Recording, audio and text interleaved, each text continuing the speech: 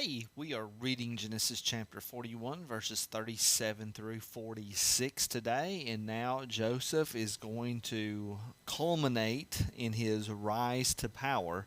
He is sharing the dream with Pharaoh. He's saying there's going to be 7 years of good and plenty, followed by 7 years of famine. And Joseph is suggesting let's put quite a bit aside to then give to people when we're in the 7 years of famine. And then we pick up with our story. Verse 37, this proposal pleased Pharaoh and all his servants. And Pharaoh said to his servants, can we find a man like this in whom is the Spirit of God? What Joseph said pleased Pharaoh because ultimately he had direction from the Lord and he was receiving wisdom from the Lord. And this pleased the leader. Now, any leader that's worth any sort of salt, any sort of value, is going to be in line with God. Even perhaps an unbelieving leader, in this case, Pharaoh, who does not know the God of Abraham, Isaac, and Jacob, he still recognizes a good plan when he hears it. And obviously, the Lord always has good plans. In fact, the Lord always has the best plans. And so he is smelling goodness. He is recognizing that there is something good coming from Joseph. In fact, he recognizes that it's so good, he's going to put Joseph in charge of this entire operation. Which leads him to say, can we find a man like this in whom is the Spirit of God? The Spirit of God is right here in this man, so let's put him in charge of that. And that is an attitude we need to adopt for ourselves and to realize whenever we operate according to God's principles, whenever we operate according to God's plan and his ways, people smell it. People notice it. People will see that. And while they may not ultimately become saved, they may not bow their knee to Jesus, they realize that there's something special about you, about me, when we are in the will of God. And ultimately, it's not because it's us, it's because it's the Spirit of God that is working in us. It's because we're allowing God to work through us and we're submitting ourselves unto Him. So then, this is what Pharaoh said, verse 39. Then Pharaoh said to Joseph, since God has shown you all this, there is none so discerning and wise as you. You shall be over my house, and all my people shall order themselves as you command. So Pharaoh is saying, I'm going to put you in charge. And I have that as a command for us to obey. We need to realize that all of our bosses, whoever is over us and whoever's given us direction, is ultimately there because the Lord has established that person or group of people over us.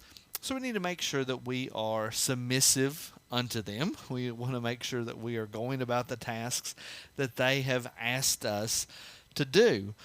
So he is following the chain of command that God has orchestrated.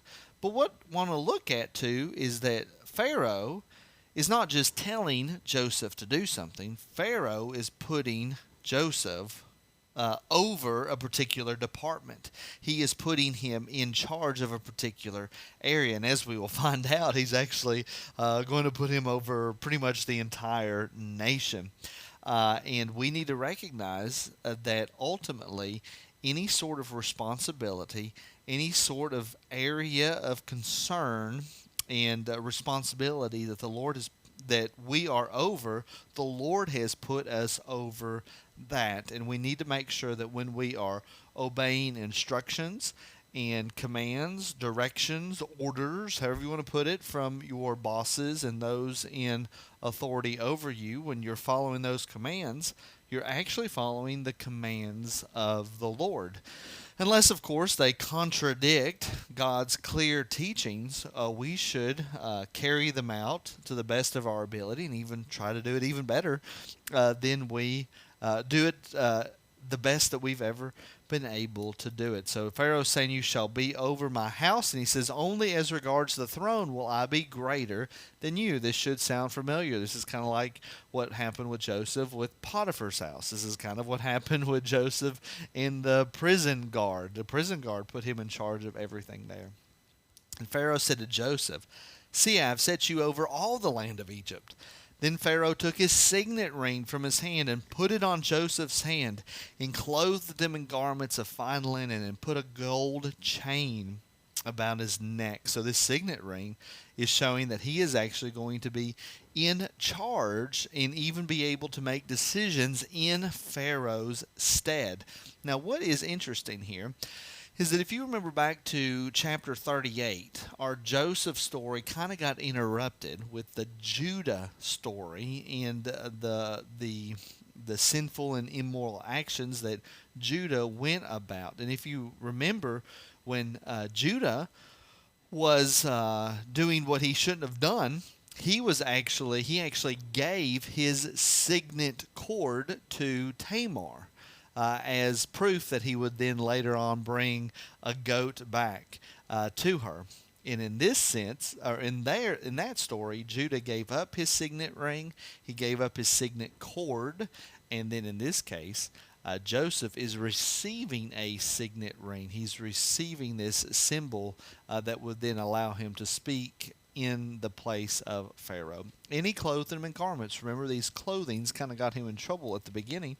And so when he came into Pharaoh, he got new garments, and now he gets even better garments of fine linen. He's wearing this gold chain, and remember, it's that coat of many colors that originally even kind of got him thrown into that original pit.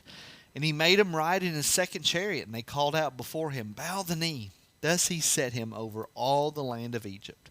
Moreover, Pharaoh said to Joseph, "I am Pharaoh, and without your consent no one shall lift up hand or foot in all the land of Egypt." And Pharaoh called Joseph's name Zaphenath Paneah. And what that means is God hears and God sees.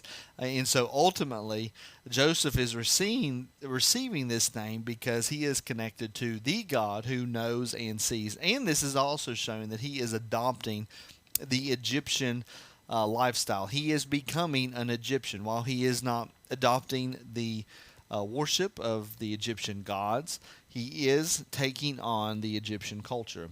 So much so that he even marries an Egyptian. And he gave him in marriage Asenath, the daughter of Potiphera, priest of On. So Joseph went out over the land of Egypt. Joseph was 30 years old when he entered the service of Pharaoh, king of Egypt. So it's been a total of 13 years. When Joseph got thrown into the pit by his brothers, he was 17. And now he is 30 years old. A very up and down 13 years that he experienced. And Joseph went out from the presence of Pharaoh and went through all the land of Egypt. I hope that's been a blessing to you. I'll see you all in the next video.